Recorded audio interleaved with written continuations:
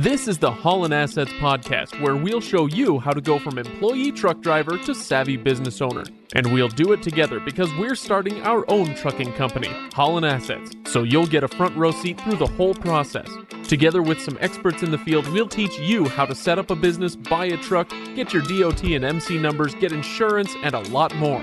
Thanks for joining us.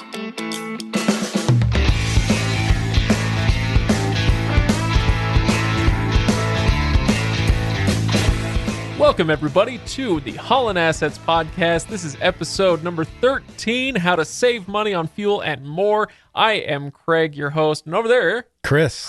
Lucky number 13. Oh, look, I was trying not to jinx it. What are you doing? What are you doing to us? I'm not superstitious. Well, welcome to our final episode of Haulin Assets.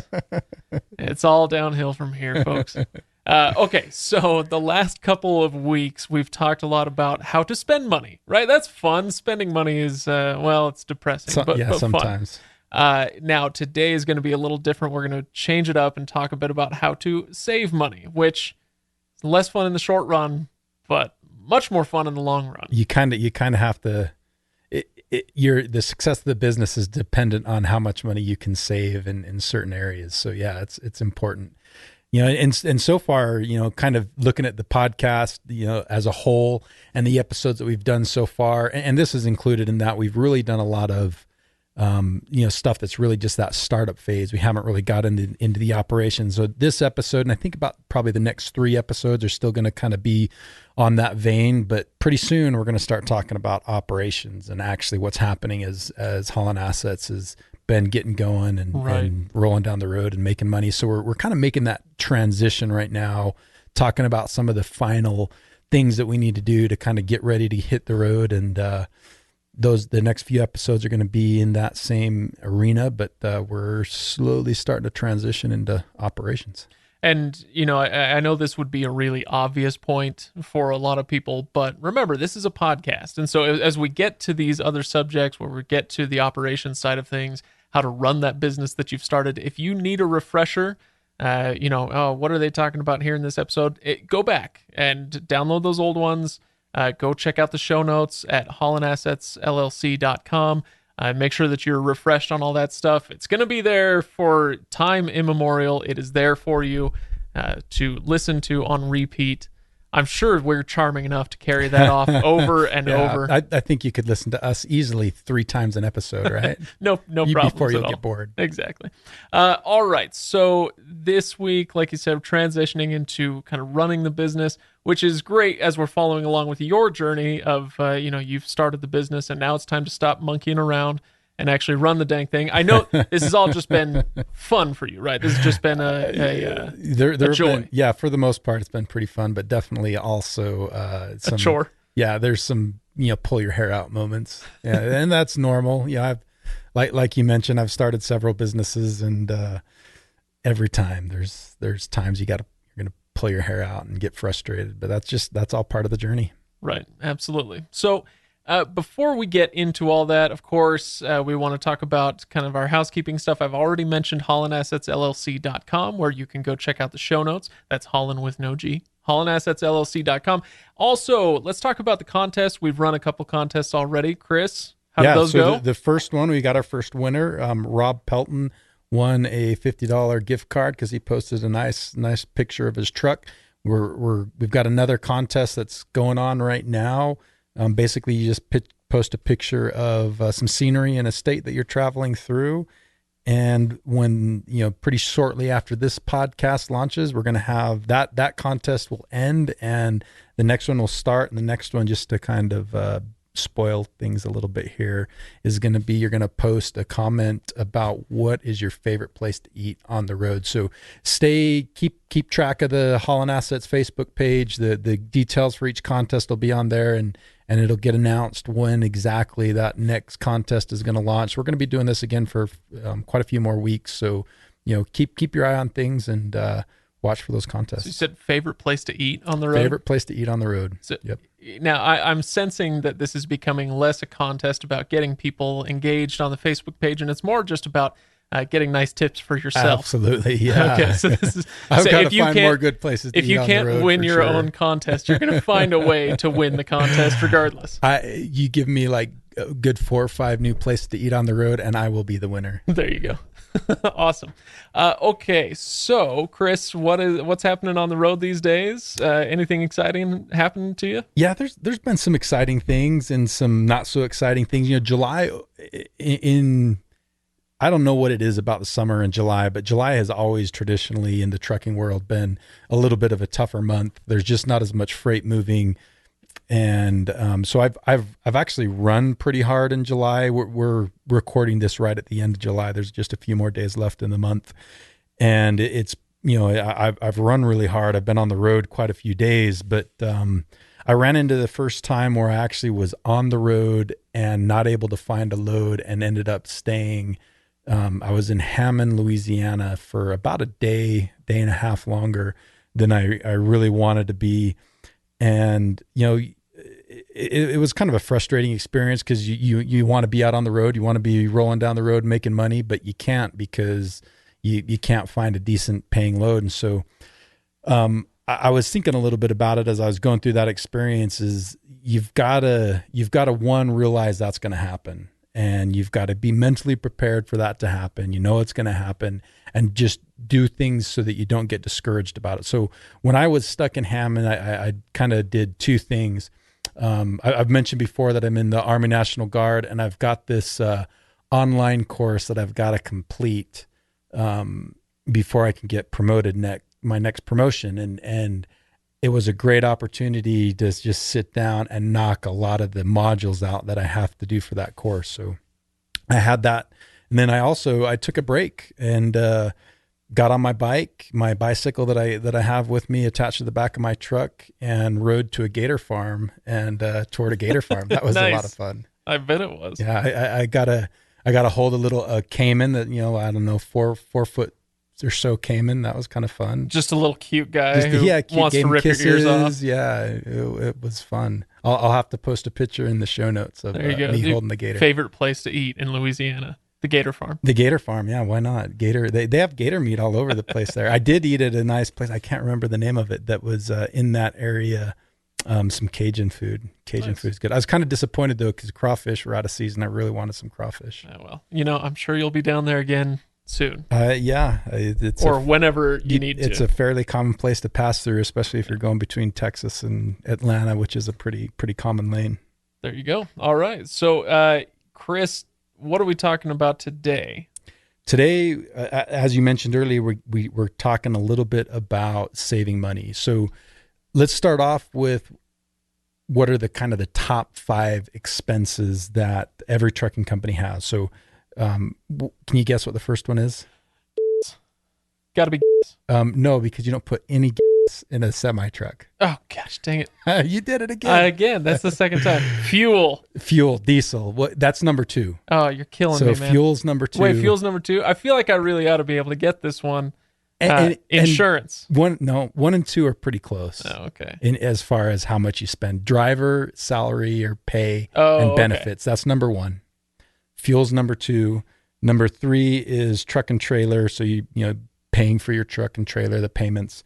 And then 4 are repairs and maintenance. They're kind of categorized together. And then 5th is insurance. Oh, okay. Well, at least it made the top 5. It did make the top 5. I don't feel totally foolish. No, you're not just a little bit foolish, not totally. Thanks, man. Now, you say driver. Are we going to start? Are we going to go right down the line? How do you want kind to of? do that? We're not going to touch each one of those because one, driver pay and benefits. Most of the audience that we're talking to, at least starting out with, they're going to be the drivers. So they're essentially paying themselves. So yeah. We're not going to really cover driver pay and benefits. Later on down the road, we might have an episode with that. We definitely will cover fuel. We've already had an episode on truck and trailer and kind of how to save money with that. So we're not going to touch that in this one. We will definitely talk about repairs and maintenance, and then insurance. It had its own episode as well, so we won't really go into those. So today mostly we're going to talk about repairs and maintenance and fuel. And then I'd like to talk just really briefly a little bit about saving some personal expenses. Okay. Well, yeah, I might have categorized that under driver anyway, but yeah. Yeah, potentially. Okay, so fuel is going to be the big one here, like you said. And so I'm kind of thinking maybe we save that till the end. And so with what you're saying, maybe we talk about maintenance and repairs first. I think that's a good idea. Dig into that one. So yeah, give me the lowdown on repairs and maintenance. Okay, so first and foremost, I kind of have two rules with repairs and maintenance. One, with maintenance, do not neglect maintenance. It's really easy to do because you take, for example, you're on the road and you kind of look at what your manufacturer recommends for your scheduled maintenance. So how often do you have to have those full service oil changes done? And it varies. Like in my truck, they recommend about every 50,000 miles. Other trucks, it's more common to have 30,000 miles between those. And so let's say you've got a truck where you're supposed to do the full service maintenance on it every 30,000 miles. And you get home from a run and you've had, at the end of that run, you've got 25,000 miles that you've run, and so you need to get the maintenance done in about 5,000 miles. Well, you tell yourself, I still have 5,000 miles to go. I'll get it done next time I come home. And maybe the next time you kind of get around to it, you've already got another 10,000 miles. So now you're at 35,000 miles, and you get the service done at 35,000 miles. And the next time that it comes around, you're all like, well, nothing happened last time when I did it at 35,000. I'm not going to do it now. And before you know it, all of a sudden, that kind of creeps up on you, and you're going 50,000 miles between services, and the manufacturer recommends you do it every 30,000 miles. Yeah, I mean, it's I can't remember if I've told this story into the microphone before, but I like this story about the guy who was driving across the Gobi Desert, and he wanted to get a car, and he said, I want a manual transmission. And the guy at Mercedes who was selling him the car that he was going to do says, no, you want automatic. And he says, why? I love manual transmission. I want to be in control of my car. And he says, no. Who do you think knows how to drive this car better?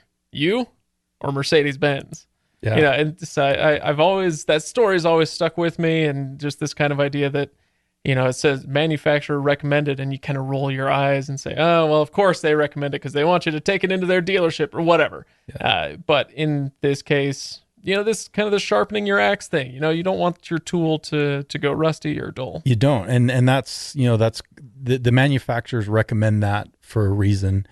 And, if you're not doing it on their scheduled maintenance, it's not going to catch up with you right away. You may go 100,000 or 200,000 or 300,000 miles with no negative repercussions for waiting as long as you do and extending those service intervals. But eventually it's going to happen. It's going to catch up with you, and you're going to blow an engine or you're going to blow a rod, or, something, a valve or something's going to go bad on the engine and cause a significant repair because you weren't doing what the manufacturer recommends. So that's rule number one. Don't neglect maintenance, and don't neglect repairs either. If there's a small issue that may not be stopping you along the roadside, but something that's broken that needs to get fixed, fix it. Yeah. Okay, so that's rule number one. What about number two? So rule number two is maintenance and repair costs are way more expensive when you do them on the road. So whenever possible, maintenance and repairs should always be done kind of at your home local shop where they know you're not going to get taken advantage of, especially if you're out on the road and something breaks down and you're stuck alongside the road, and you either have to get towed or you have to have a service person come out, a service truck come out and do the repair on the road. It's going to cost you way more money. Right. Yeah, that makes a lot of sense. And in this case, is a truck anything like a car where, they have a dealership where you can take a Peterbilt or whatever to get that specialized service? Or is it you're going to have to find kind of your own guy somewhere? It's just like cars. There are dealerships where you can get repairs done, and there are, mom and pop shops or non-dealerships, third parties that can do most of the repairs. There's some repairs you have to get done at a dealership, but the vast majority of them you can get done at a third party. And that, just like with cars, that's typically going to be cheaper to go somewhere other than the dealership to have those repairs done. Yeah. Okay. That makes sense. So how did you decide who you were going to use? That's a good question. I'd recommend you definitely shop around a lot. You talk to people. You can go on Google and look at Google reviews. If you find a shop you think, hey, this looks not too bad, go onto Google and look at the reviews and read through the reviews. Now, take all those reviews with a grain of salt, because there are very few businesses out there where everybody's 100% happy with what's been done, but kind of look at the general census, compare the reviews of one shop to the reviews of another shop. And, hopefully the shops have, 10, 20, 30 plus reviews, so you can get a pretty good feel for, how they do. But there's other ways to do it too. I can't remember if I've talked a little bit about this in the podcast in the past, but I'm a really big fan of networking. I think networking's super important. So the place that I take my truck to do maintenance on, I got because I networked. And I'm, believe this or not, I'm more of an introvert than I am an extrovert. I don't necessarily totally enjoy being in a big room with people that I don't know and just making new friends. That's not something I enjoy doing, but a lot of the times I will force myself to do that. I've, here in Utah, I've joined the Utah Trucking Association many years ago, and I've developed a lot of good friendships. And so the guy that actually does my repairs is a guy that owns a medium-sized trucking company. He's got, I don't know exactly how many trucks, 50 to 100 trucks. So decent size, that's good, but not huge, not a huge guy. He's got his own shop. And, he, like a lot of the guys that are in that range, the 20 to 100 truck range that probably have their own shop, he started out with one truck. And he just, over the years, has been able to grow his business. And those guys, oftentimes, they sympathize with the guy that's just starting up and the guy that's just got one truck and trying to grow his business and trying to have a successful business. And they're more than willing to help you out. So, join those associations, get to know people within the industry, talk to them. And oftentimes, you're going to find those guys that are willing to help you out. Now, I know I get a pretty decent, price for the maintenance that I've done, but the thing that even is better than that is I know how he takes care of his trucks, and I'm running through the same shop as he runs his trucks through, and he treats my truck just like he does one of his trucks. And so I get, a decent price, plus I get really good filters, synthetic oil. He kind of really does a good job with his maintenance program. It makes sense. And it really tracks with what you were saying a moment ago about find a shop at home. Don't count on doing maintenance and repairs on the road, because it's about that relationship, right? If you are just passing through, whoever does the repairs as you're just passing through, they have no incentive to maintain that relationship. And so they'll take advantage of it. Yeah, exactly. They have an incentive to, drive that price up as much as they can, as much as they think they can get away with, versus this networking thing, like you say, could be painful for some of us. I'm actually, believe it or not, similar to you in that respect, much more introverted than extroverted. But developing and maintaining those relationships can really pay off in the long run. Yeah, absolutely. And that's another good way, whether it's you're trying to find somebody to help you with your maintenance, or maybe you're trying to find somebody to help you with compliance, or you're trying to find somebody that can help you find a shipper to get a direct relationship with. That networking is how you do that. Those relationships and those contacts just don't jump onto your plate. You've got to go out and find them. Yeah, absolutely. One other question for you about maintenance and repairs, and that is, can you do it yourself? Because I'll tell you what, I have learned quite a lot about my 2003 Hyundai Elantra from YouTube. Yeah. And, doing little things here and there. Is that a viable option for somebody looking to shave a few bucks off of things? Absolutely. And I'd highly recommend it. We talked about a little bit in the startup costs that you need to go out and buy some just basic tools to help with this kind of thing in repairs. You take, for example, I recently, my window washer fluid reservoir had a leak in it, and I was able to repair that by myself. I had to pretty early on replace the batteries on my truck. Guess how many batteries a semi has? Oh gosh, 48. Not that many. Okay. Anywhere, it kind of depends, but they usually at least have 3, 4s. Probably, I would think is the most common. I was close enough. You were really close. You were only 90% off. So I ended up replacing my own batteries. It's not that hard to do if you've got a little bit of mechanical aptitude. There's a lot of things that you can do and save yourself quite a bit of money. And YouTube. I actually haven't looked on YouTube to see if it shows some of that stuff, but I imagine they do. I use YouTube for a lot of other things. I was doing a headlight on that Elantra, and I cracked it open, and I thought, okay, it's a headlight. I've done a million headlights before. And I open it up, and it's this completely bizarre mechanism. I'd never seen anything like it before. I'm fiddling with it for 20 minutes trying to figure it out. I couldn't figure it out. hopped on YouTube. I literally searched 2003 Hyundai Elantra headlight, and somebody showed me how to fix it. Wow, right there. See that. And so I guess that's just a little illustration of what I imagine must be true in this realm as well. Yeah, YouTube's great for that kind of thing. Yeah. Okay, so let's move on to the next money-saving topic here. We've talked about repairs and maintenance.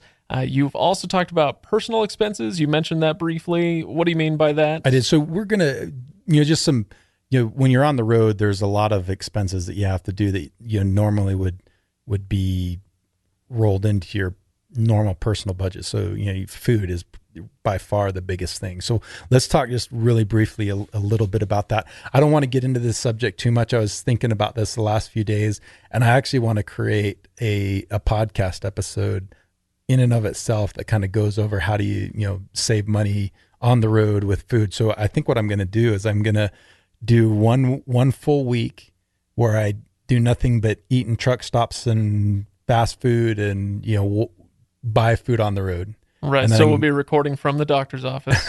Probably, yeah. Okay. As my cholesterol is like slowing the blood down in my veins. So we'll do 1 week of that, and then 1 week of preparing my own food. And so we'll see what the cost difference is between the two. Okay, that sounds good. I like that. Sounds like fun. But as a brief overview, are we basically talking about like, look, yeah, you can hit all the fast food you want, but that's going to be expensive. Very expensive. Versus brown bagging it, and if you've got a truck with a little fridge in there, more power to you. Absolutely. You can do all that stuff. So like when I go out on the road, just a few things real quick is I drink way too much Diet Coke, and I do not leave the house without at least 4 12-packs of Diet Coke. 4 12-packs of in Diet the truck. Coke. Yeah. It's sad, isn't it? That's pretty bad. That might be the saddest thing that I've ever heard on this podcast. So except for both of the times that I called fuel. But I'm pretty cheap, and most of the time I can, if I wait for the sales, I can get a 12-pack, 4 12-packs of Diet Coke for about $12. So that's like $3 We've got ourselves a Diet Coke shark here, everybody. Yeah, it's terrible, I'm telling you. But you buy that on the road, even that 12-pack in a convenience store, it's $6. It's like twice that, literally. Yeah. Or if I even just buy like a 20-ounce bottle of Diet Coke, that's $2. Yeah. So you save yourself a lot of money by doing stuff like that. I also, I like peanut butter and jelly or peanut butter and honey sandwiches, so I'll eat a lot of those. They're pretty easy to prepare. I also started doing tuna fish sandwiches. You get some tuna fish and mayonnaise or Miracle Whip and some relish. None of this Miracle Whip stuff. Oh, you put mayonnaise in that thing. No. Well, there's another thing that you've got an issue with. You're not using the right stuff. It's Miracle Whip all the way, that tangy zip. Another thing my wife will do is when when she cooks a meal for the family, she'll set some of the leftovers, put them in a bag, freeze them, put them in the freezer, and then when I come home, I take those with me. Instant oatmeal. Those are just some of the things that I do to not have to buy so much food on the road. But we'll get into that way deeper when we have its own episode. Okay, sounds good. All right. So the main event here is gas. Oh my gosh, you're fired. All right. So every trucker out there that's listening to that cringes every time you say that. I have no doubt. Why do you think I keep doing it at this point? One more time, and I'm going to give them your home address, and they'll come and beat you to a bloody pulp. Okay. So fuel. Let's talk about fuel. All right. Fuel savings. All right. So let's get started on this one. How do you save money on fuel? So I think there's 2 main keys to saving money on fuel from what I've kind of my experience so far and gathered.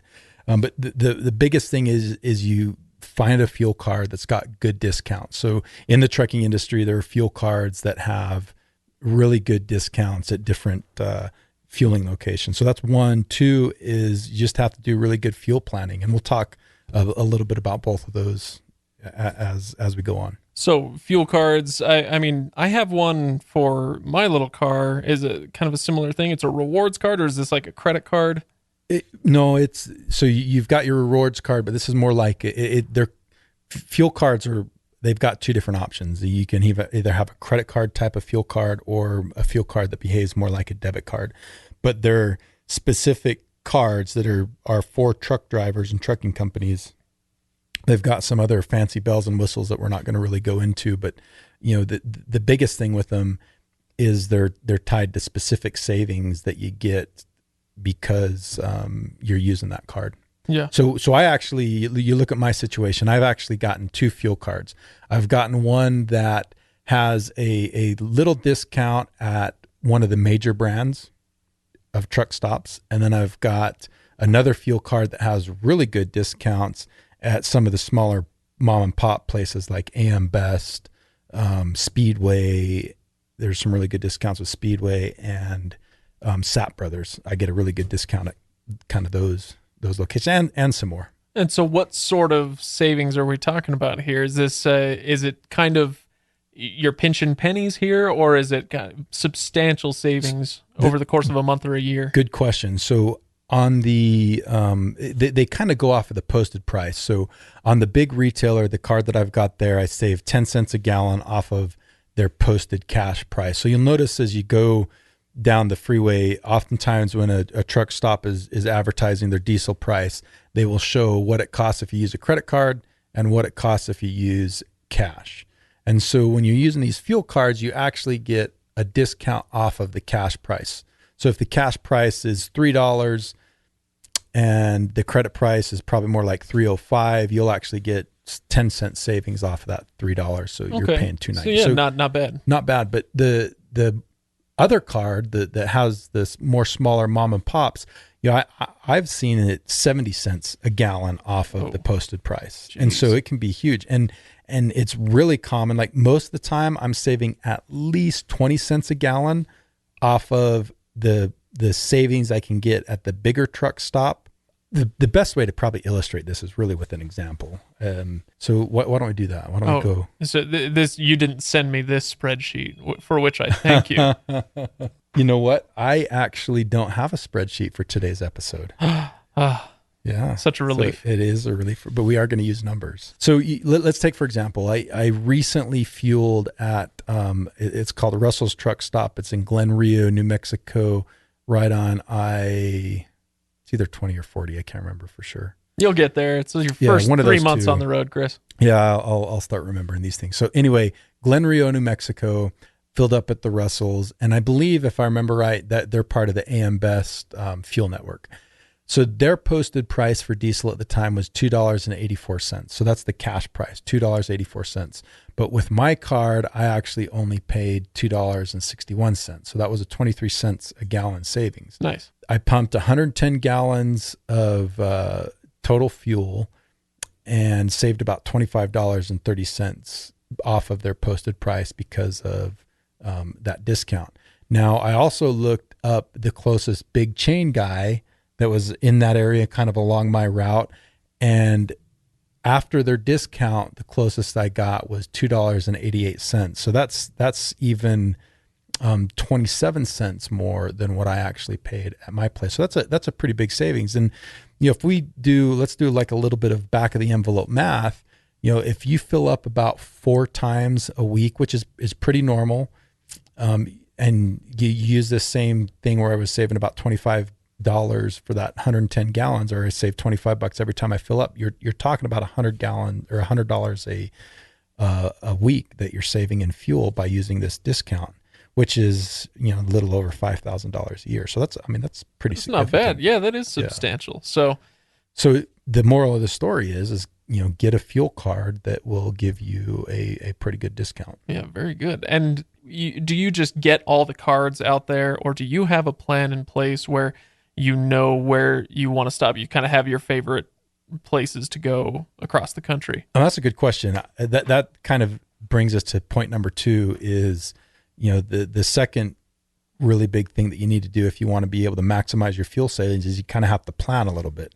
So typically my every day as I'm, driving is, if it's a day that I need to fuel, which most of the time I'm going to have to fuel once. There's sometimes you can go a day without fueling, but most days I'm going to stop once to fuel. And so, in the morning or maybe the day prior, or if I'm stuck at a shipper or receiver waiting to get loaded or unloaded, I'll start doing my fuel planning. And so I'll look at the route that I'm going And I'll get emailed every day kind of what those fuel discounts are at each one of those little mom and pop places.